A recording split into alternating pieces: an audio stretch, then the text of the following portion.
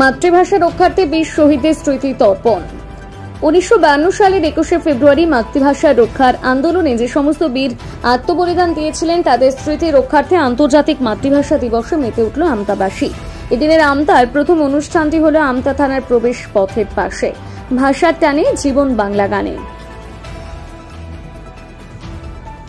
বাংলা ভাষার মর্যাদা রক্ষায় যারা শহীদ হয়েছেন তাদের স্মৃতিতে শ্রদ্ধা জানাতে আমতা থানার পাশে পশ্চিমবঙ্গের প্রথম ভাষার শহীদদের স্মরণে স্মৃতিস্তম্ভ স্থাপিত হয়েছিল আমতায়।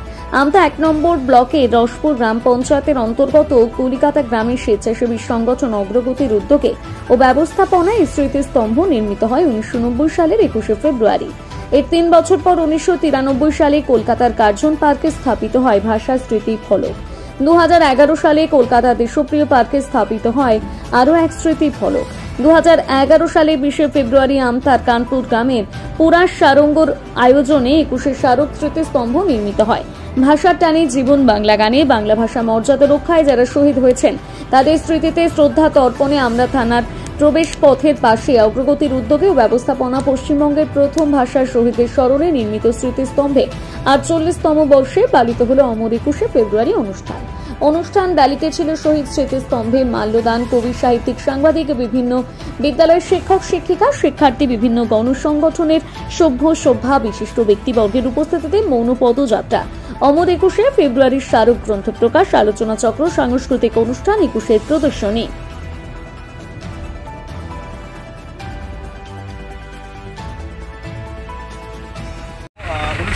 সালে অগ্রগতির ব্যবস্থাপনায় তৎকালীন থানা প্রশাসন এবং রাজনৈতিক নেতৃবৃন্দ যারা আছেন তাদের সহায়তায় অগ্রগতি আমতা থানার সন্নিকটে পশ্চিমবাংলায় প্রথম এই যে ভাষা শহীদ স্মারক স্মৃতিস্তম্ভ স্থাপন করে এবং তারও আগে আমাদের অগ্রগতির প্রধান কার্যালয়ে আমরা অনুষ্ঠান করেছি।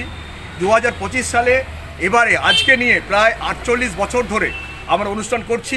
আমতার বুকে 36 বছর এবং এই অনুষ্ঠানে যে ভাষা শহীদ যারা ভাষার জন্য রক্ত ঝরিয়েছে এবং তারা বলেছে যে ভাষাকে কেড়ে নেওয়ার অর্থই হলো তার সন্তানকে তার মায়ের বুক থেকে ছিনিয়ে নেওয়া।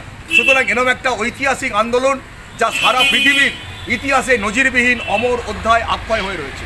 আমরা আজকের এই অনুষ্ঠানে আমাদের আমতা 1, আমতা 2, উদয়নারায়ণপুর, বাগনান, জগৎবল্লভপুর, পাঁচলা, সাগরাইল, উদয়নারায়ণপুরের কবি, সাংবাদিক, সাহিত্যিক, আমাদের সুশীল সমাজ এবং সাংস্কৃতিক বিদ্বজ্জনেরা আজকে হাজির থেকে বাংলা ভাষা প্রেমীদের উদ্দেশ্যে যে তাদের যে আত্মত্যাগ, সে আত্মত্যাগকে তারা স্মরণ করলেন এবং বরণ করলেন। এবং আমরা মনে করি যে গণতান্ত্রিক প্রক্রিয়াকে আরও সুস্থ এবং সবল করতে, মানুষের অংশগ্রহণকে আরও সুনিশ্চিত করতে পারে একমাত্র তার মাতৃভাষা। কারণ ভাষার মধ্য দিয়েই মানুষ তার মতামত, ভাষার মধ্য দিয়েই তার মাকে ডাকে, ভাষার মধ্য দিয়ে সে অন্ন চেয়ে থাকে, ভাষার মধ্য দিয়েই তার যে অন্তর্নিহিত ভাবনা, তার যে শ্রদ্ধা, তার যে ভালোবাসা, সেটাকেই সে ব্যক্ত করে। আর এই আন্তর্জাতিক প্রেক্ষিতে আজকে যারা সামিল হয়েছেন তারা মনে করে যে ভাষা আন্দোলনের এই তাগিদে তারা আসতে পেরে তার নিজেকে কৃতার্থ বোধ করছে, গর্বিত বোধ করছে।